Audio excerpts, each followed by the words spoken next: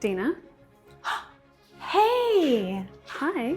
What fragrance do you pick for this? If the Austen sisters met up with the Bronte sisters for tea at a bookshop. First of all, it's strange that you would think of me for this question.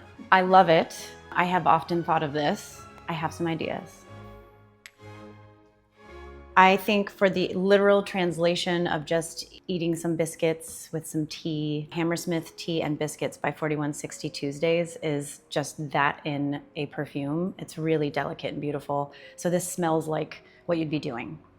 I think, though, we have to take into account that the Austen sisters are a little different from the Bronte sisters. So leaning into the Austen of it all, I'm thinking heliotrope milk bath, universal flowering. It's sort of pretty and a little whimsical. There's kind of an old-timey feeling to this. It's milky and floral. And then I think for Bronte, we have to go haunted.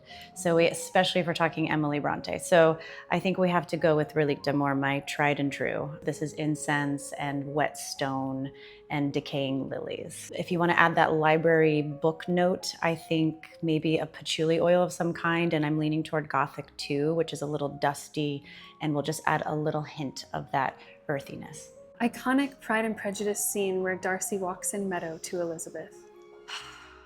Mr. Darcy, I got you. What you got?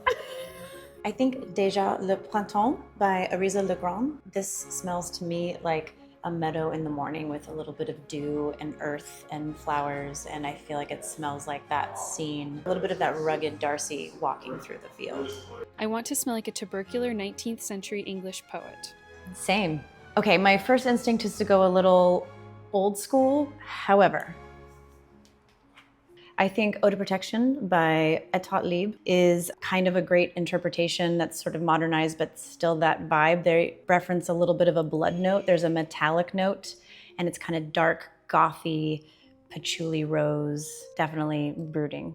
I'm looking for a Bring it. fragrance fit for a French lady in an 1800s ballroom. I'm gonna say French Affair from Ex Nihilo. This, to me, is sort of more of a modern line, but something about, I mean, this scent, it's a sheep, and it is definitely that style. This is elegant and a little dressed up, and I feel like smells appropriate for that.